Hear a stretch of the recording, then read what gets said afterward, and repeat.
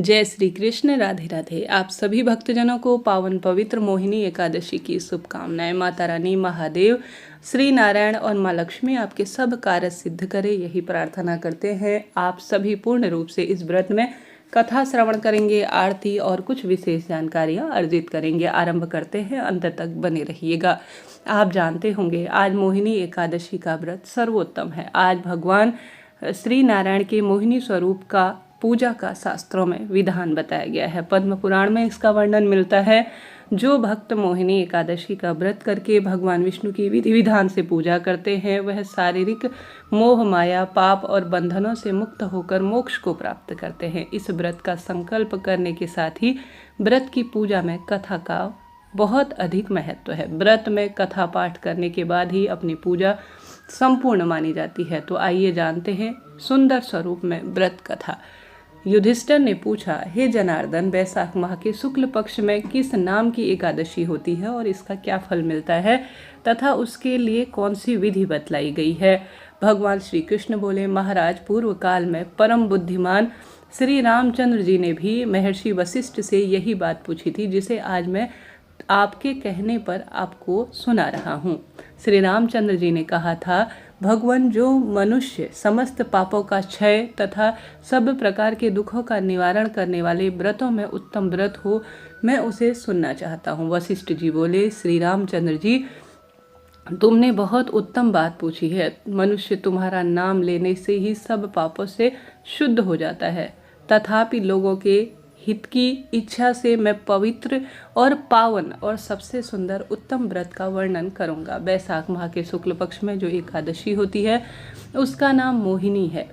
यह सब पापों को हरने वाली तथा उत्तम व्रत के स्वरूप में जानी जाती है। इसके व्रत के प्रभाव से मनुष्य मोहजाल तथा सूतक पातक समूह से पूर्ण रूप से छूट जाता है। सरस्वती नदी के रमणीय तट पर भद्रावती नामक एक सुंदर नगरी थी। वहाँ द्युतिमान नामक एक राजा, जो कि चंद्र वंश में उत्पन्न हुए थे, राज करते थे। उसी नगर में एक वैश्य था जो धन धान्य से परिपूर्ण और समृद्धशाली था। उसका नाम धनपाल तथा सदा पुण्य कार्यों में वह लगा रहता था। दूसरों के लिए पोसला, कुआं, मठ, बगीचा, पोखरा और घर बनवाया करता था। भगवान विष्णु की भक्ति में उसका हृदय अनुराग तरीके से समृद्ध रहता था। वह सदा शांत रहता था। उसके 5 पुत्र थे, सुमना, द्युतिमान, मेधावी, सुकृत तथा धृष्टि बुद्धि 5वां था। वह सदा बड़े बड़े पापों में ही लिप्त रहता था। जुए आदि व्यसनों में उसकी आसक्ति थी। वह वैश्याओं से मिलने के लिए लालायित रहता था। उसकी बुद्धि न तो देवताओं के पूजन में लगती और न ही पितरों और ब्राह्मणों के सत्कार में। वह दुष्ट आत्मा अनन्य के मार्ग पर अर्थात अन्याय और अनंत स्वरूप में गलत कार्यों के मार्ग में चलकर अपने पिता का नाम और धन पूरी तरह से बर्बाद कर रहा था। एक दिन वह वैश्या के गले में बाहें डाले चौराहे पर घूमता दिखा। तब पिता ने उसे घर से निकाल दिया तथा बंधु बांधवों ने भी उसका परित्याग कर दिया।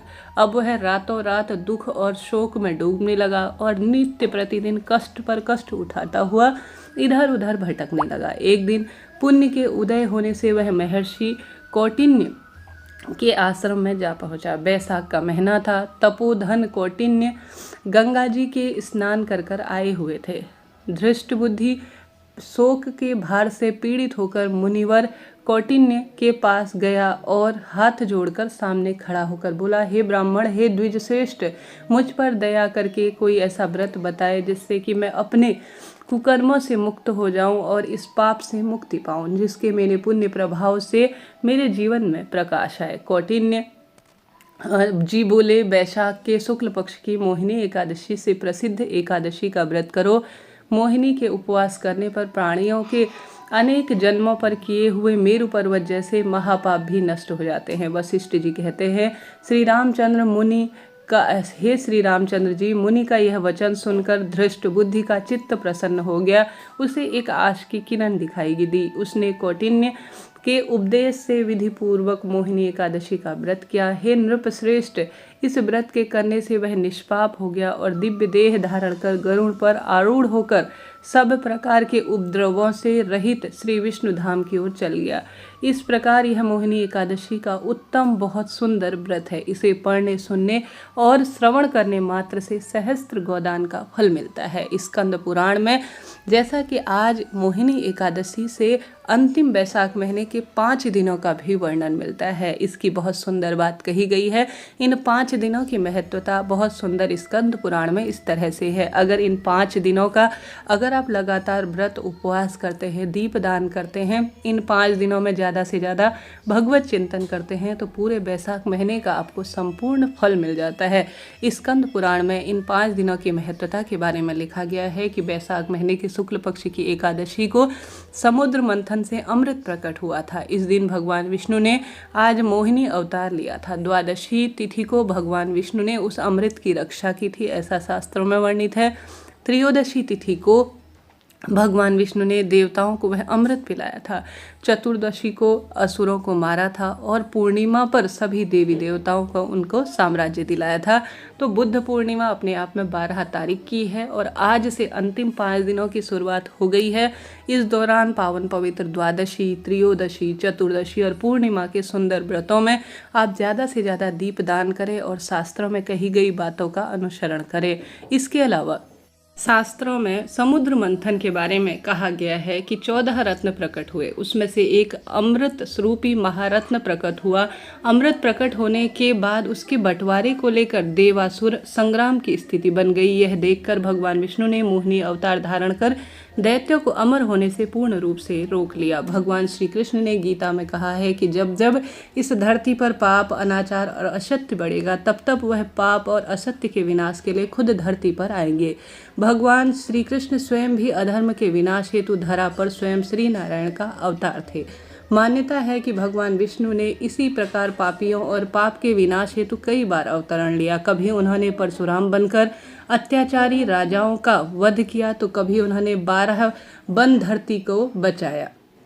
इन सभी अवतारों की कड़ी में एक अवतार की कथा ऐसी है जिसे उन्होंने धर्म के रक्षण हेतु नारी का अवतार लेना पड़ा। आइए जानते हैं वह रोचक कथा जब भगवान विष्णु ने धर्म की रक्षा हेतु मोहिनी रूप धारण किया और जग में धर्म का रक्षण किया। ऐसी मान्यता है कि जब समुद्र मंथन चल रहा था, भगवान विष्णु महापुराण के अनुसार एक बार देवता और दैत्यों ने मिलकर सागर को मथने का निर्णय किया। मंथन हेतु स्वयं श्री नारायण के कुर्मा अवतार की पीठ पर मदिरांचल पर्वत विराजमान था। वहीं शेषनाग को मंथन के लिए रस्सी के रूप में प्रयोग किया गया। एक तरफ जहां नाग की पूंछ को खींचकर देवता अपना योगदान दे रहे थे तो दूसरी ओर नाग के शीश की ओर राक्षस ने अपना योगदान दिया था। ऐसी मान्यता है। मंथन में प्रकट हुआ बहुत सारा समुद्र मंथन के दौरान रत्न बहुत स्वरूप में प्रकट हुए। मंथन में एक बार कालकूट, विष, ऐरावत, कामधेनु, उच्च श्रेणी का अश्व, कौतुभ, रत्नमणि और कल्पवृक्ष, रंभा नामक अप्सरा, महालक्ष्मी, वारुणी, मदिरा, चंद्रमा, सारंग, धनुष, पांचजंघ, शंख आदि प्रकट हुए। अंत में जिन राक्षसों और देवताओं ने यह मंथन किया, एक ऐसा अमृत हाथों में आया जिसे भगवान विष्णु धन्वंतरी स्वरूप में प्रकट हुए। अमृत प्रकट कैसे हुआ इसकी भी बात कही जाती है। जैसे ही समुद्र मंथन में अमृत प्रकट हुआ, तुरंत देवता और दानवों में उसे प्राप्त करने की होड़ मच गई। एक तरफ जहां देवता अमृत ग्रहण के लिए अमर होना चाहते थे, वहीं दैत्यों के मन में अमर होने की खूब इच्छा जागृत हुई। इस कारण से देवता और दैत्यों के बीच युद्ध की स्थिति उत्पन्न होने लगी। सभी देवता कलश लेकर भागे तो कभी दैत्य। विष्णु जी को यही चिंता हुई कि यह सब देख वह कहने लगे, अगर यह दैत्यों को अमृत प्राप्त हो गया तो अमर होकर धरती पर यह खूब हाहाकार मचाएंगे। इसलिए भगवान विष्णु ने युक्ति निकाली कि मोहिनी सुंदर रूप उन्होंने धारण किया। मोहिनी अवतार बहुत सुंदर मनमोहन था, जिसे देखकर दैत्य उन पर मोहित हो उठे। उनके बड़े बड़े नेत्र, कोमल अंग, रत्न जड़ित सुंदर उनकी प्रतिभा, आभूषण, विलक्षण परिधान धारण किए हुए मोहिनी अवतार ने सभी का मन मोह लिया। दैत्यों को मोहित करने के बाद भगवान विष्णु ने दैत्यों के आग्रह पर उन्हें अपने हाथ से अमृत पिलाने के लिए कहा। मोहिनी अवतार श्री हरि के यह आग्रह सहर्ष उन्होंने स्वीकार किया और पहले देवताओं को अमृत पान कराने लगे। मोहिनी के धरा सुदर्शन दैत्यों के एक अति चतुर दैत्य मोहिनी का सत्य जान लिया, इसलिए वह चुपचाप अमृत ग्रहण करने के लिए देवताओं की पंक्ति में जा बैठा। जैसे ही मोहिनी द्वारा उक्त दैत्य ने अमृत पान किया तो देवताओं ने इस पर अपनी प्रतिक्रिया दी। तो मोहिनी अवतार ने सुदर्शन का आवाहन कर उक्त दैत्य का सिर धड़ से अलग कर दिया, परंतु अमृत के प्रभाव से वह अमर हो गया और राहु के और केतु के रूप में नवग्रह के रूप में शामिल हो गया। तो इतनी सुंदर महिमा यह कही गई है। अब आरती कर लेते हैं एकादशी माता की। आइए आरंभ करते हैं। जय एकादशी मैया श्रीमन नारायण। ओम जय एकादशी माता मैया, जय एकादशी माता। विष्णु पूजा व्रत को धारण कर शक्ति मुक्ति पाता। ओम जय एकादशी माता, तेरे नाम घिनाऊं देवी, भक्ति प्रदान करनी मैया, भक्ति प्रदान करनी। गण गौरव की देनी माता, शास्त्रों में वर्णी। ओम जय एकादशी माता, मार्गशीर्ष के कृष्ण पक्ष की उत्पन्ना विश्वतारिणी जनमी मैया, विश्वतारिणी जनमी। शुक्ल पक्ष में हुई मोक्षदा, मुक्तिदाता बन आई। ओम जय एकादशी माता, पौष के कृष्ण पक्ष की सफला नामक है मैया, सफला नामक है। शुक्ल पक्ष में होय पुत्रदा, आनंद अधिक रहे। ओम जय एकादशी माता, नाम 60 तिला माघ मास में कृष्ण पक्ष आवे मैया, कृष्ण पक्ष आवे। शुक्ल पक्ष में जया कहावे, विजय सदा पावे। ओम जय एकादशी माता, विजया फाल्गुन कृष्ण पक्ष की शुक्ला आम्ल की है मैया, शुक्ला आम्ल की है। पाप मोचनी कृष्ण पक्ष की, चैत्र महाबली की। ओम जय एकादशी माता, चैत्र शुक्ल में नाम कामदा, धन देने वाली मैया, धन देने वाली। नाम वरुथिनी कृष्ण पक्ष में, बैसाख माह वाली। ओम जय एकादशी माता, शुक्ल पक्ष में होय मोहिनी, अपरा ज्येष्ठ कृष्ण पक्षी मैया, अपरा ज्येष्ठ कृष्ण पक्षी। नाम निर्जला सब सुख करनी, शुक्ल पक्ष रखी। ओम जय एकादशी माता, योगिनी नाम आषाढ़ में जानो, कृष्ण पक्ष करनी मैया, कृष्ण पक्ष करनी। देव शयनी नाम कहायो, शुक्ल पक्ष धरनी। ओम जय एकादशी माता, कामिका श्रावण मास में आए, कृष्ण पक्ष कहिए मैया, कृष्ण पक्ष कहिए। श्रावण शुक्ला होय पवित्रा, आनंद से रहिए। ओम जय एकादशी माता, अजा भाद्रपद कृष्ण पक्ष की परिवर्तनी शुक्ला मैया, परिवर्तनी शुक्ला। इंद्रा अश्विन कृष्ण पक्ष में, व्रत से भव सागर निकला। ओम जय एकादशी माता, पाम्पा कुंशा शुक्ल पक्ष में, आप हरनहारी मैया, आप हरनहारी।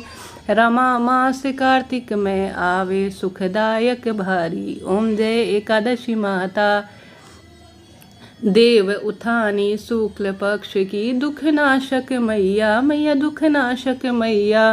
पावन पास में करो विनती, पार करो नैया। ओम जय एकादशी माता, परमा कृष्ण पक्ष में होती, जन मंगल करनी मैया, जन मंगल करनी। शुक्ल मास में होय पद्मिनी, दुख दारिद्र हरनी। ओम जय एकादशी माता, जो कोई आरती एकादशी की, भक्ति सहित गावे मैया, भक्ति सहित गावे।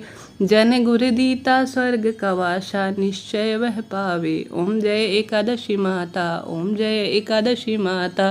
बोली एकादशी मात की जय। आप सभी ने यह कथा सुनी, आपका आभार और धन्यवाद।